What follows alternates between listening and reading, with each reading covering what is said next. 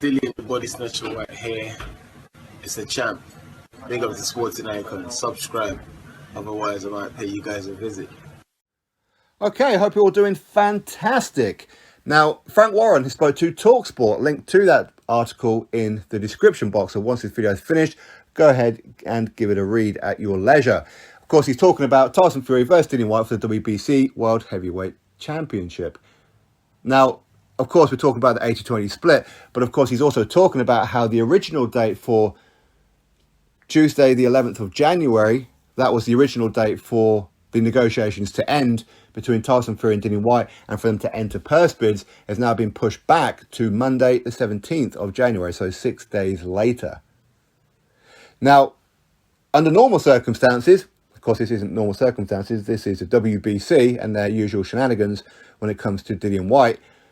But under normal circumstances, it will be because both sets of teams have contacted the sanctioning body, i.e. in this situation, WBC, and said, you know what, we're pretty close to a deal. If we could just have those extra few days, we might actually get a deal over the line without the need to go to purse bid. And a sanctioning body will usually give an exemption or an extension of the purse bid date. Sometimes 2 or 3 times, okay? But Frank Warren didn't say that's what's happened. He hasn't really said why the WBC have extended it to Monday the 17th. Now, with that, all we can do is speculate, as always. And again, I don't have any inside intel when it comes to this particular situation, because I haven't spoken to Dillian Whyte in a little while now. And of course, especially around this situation, I'm sure the last thing that he wants to do is be speaking to me or anybody else about it, because he probably doesn't know a lot of it himself right now. But I'm pretty sure this isn't the case. It isn't going to be a case of these guys have almost come to a deal now. Don't be wrong, I would love it if that's what's happened.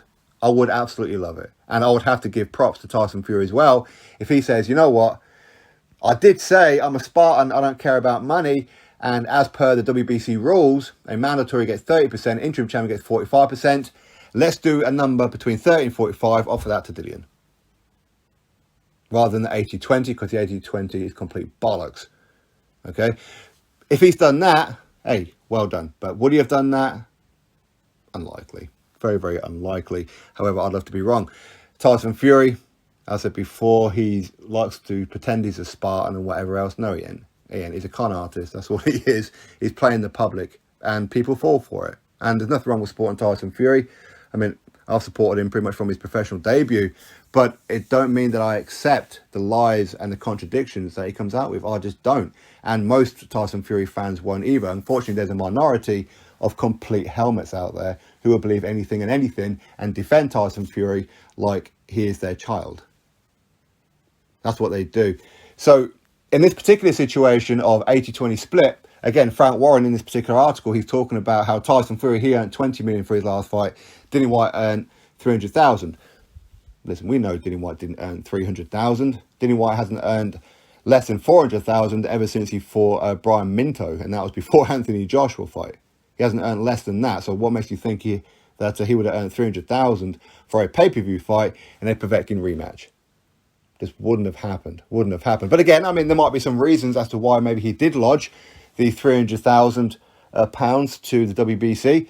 Maybe that's what he personally got. Maybe the rest of the earnings that he would have got went directly to his businesses or to some charities. There's all kinds of things that could happen. Of course there is. But to say that he earned 300,000 is just ridiculous. But again, if Frank Warren wants to talk about that, then, well, Tyson Fury, he earned 20 million and Dillian Whyte, he earned 300,000. Okay. Then why was Tyson Fury demanding 50-50, and why was you, Frank Warren, demanding 50-50 when it came to Anthony Joshua? Anthony Joshua, who had 3 of the 4 world heavyweight titles, and Tyson Fury cannot even breathe the same air as Anthony Joshua when it comes to earnings and pay-per-views and all that kind of stuff. But yet, you guys wouldn't accept anything less than 50-50. You contradictory pricks. That's why. That's why it is, okay? Dillian Whyte should have anywhere between 30% and 45%. But ultimately, what it's going to come down to, if it does end up being that the ruling is going to be an 80-20 split, then yeah, of course, Dillian should take it. He won't be happy about a split, but ultimately, go in there smash him up, become WBC champion, and either A, go straight for undisputed and then bin off the WBC belt after, or just get the WBC belt and just throw it in the face of Mauricio Suleiman. And don't give him a penny sanctioning fee. Because it's not just this situation that Mauricio Suleiman has been messing about with Dillian Whyte. He's been doing it for quite a few years. I know people say, but Dillian Whyte, he lost to Povetkin and he went through life and death with Rivas and blah, blah, blah. Whatever.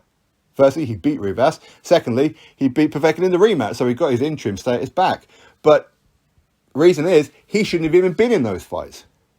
Because he should have already had his world title shot long before. And that's the reality. And that, in my opinion, is why they're going through this whole arbitration case. Now, Eddie Hearn did say that they are appealing this whole 80-20 split via the arbitration and other courts. I'm not too sure what he means by other courts.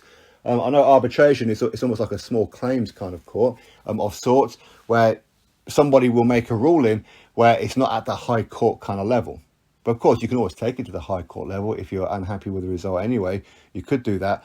But that's what it is that Eddie Hearn's talking about. And I think that Dillian Whyte should sue the absolute knickers off of the WBC.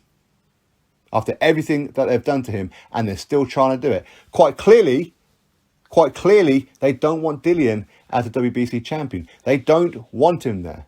For what reason? Why? Tyson Fury, he's talking about going back to WWE in Saudi Arabia. He's talking about having a ridiculous fight against Francis Ngannou from the UFC. I mean, shouldn't a champion, when you're a champion, if you've got a mandatory, shouldn't you just go, okay, I'm not particularly happy about this split, but these are the rules, and I have to go fight my mandatory? Why is he not doing that? Why is he hiding behind the skirts of Bob Arum and Frank Warren? And already there's going to be somebody somewhere in his comments who haven't even got to this part of the video, because they've already got in their feelings. Oh, quite clearly, Sporting Icons, this is the channel for the Tyson Fury haters. Because they can't think for themselves. They can't see what's right and what's wrong. And this isn't about whether or not it's Dillian Whyte. Anybody in this situation, I would say exactly the same thing. Exactly the same thing. It's about going by the rules. But to extend the purse bid, hopefully, I get to eat all my words. Hopefully that they have actually come to some kind of arrangement, or they're very close to a deal. Hopefully they have. Hopefully Tyson Fury is doing the decent thing. Yes, it does appear that he's turning into what he once criticised, which was a Deontay Wilder. He's turning into Deontay Wilder, where he'll talk a great deal, but won't actually follow through with anything.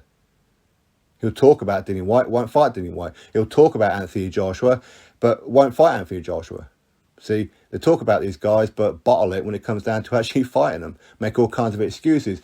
And unfortunately, he's got a fan base, much like Wilder has, and they are a minority of that particular fan base, because most fans are very realistic, but there's a minority of them who can't see the forest for the trees.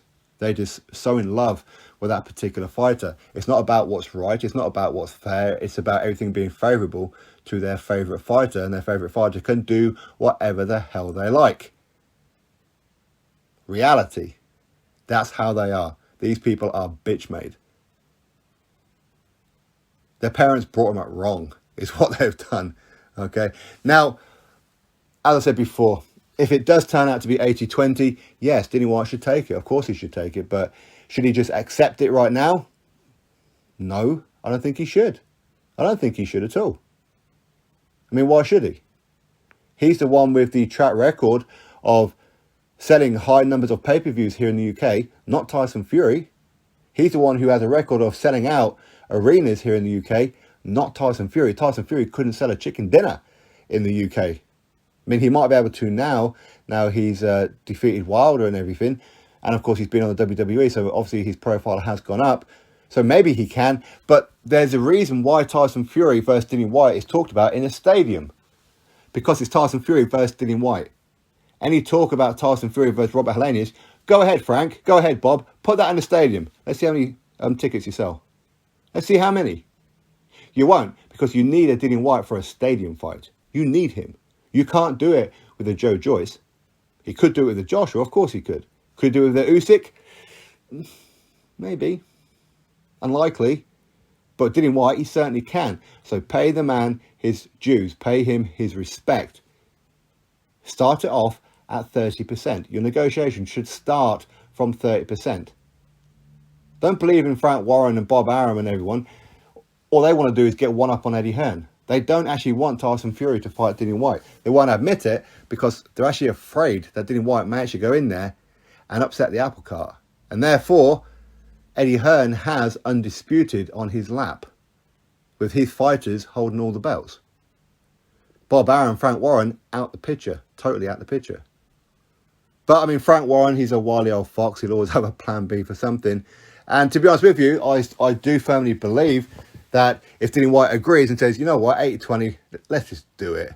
Okay, Mr. Spartan, I don't care about money, but you want to hold me for ransom? No problem. Let's just do it. Wouldn't be surprised if Tyson Fury just vacates that belt, because I don't think Tyson Fury actually wants to fight Dillian Whyte. People may say it's about motivation and yeah, rubbish. Dillian Whyte is far more dangerous and much better than a Deontay Wilder, for sure. Stylistically, he could be a complete nightmare. Even if Tyson Fury wins that fight, there's a very real chance that he's gonna have to go through hell to get it. And if Tyson Fury gets hurt, Dillian ain't going to let him off the hook like a Wilder would, because Wilder doesn't have the skills, the capabilities to do anything other than land a right hand. That's all he's got. Dillian Whyte has two hands that he can end Fury with. But ultimately, we have to wait and see. Yes, and Tyson Fury will be the favourite for that fight, of course. But hopefully, the reason why they're extending this purse bid is because they're close to a deal.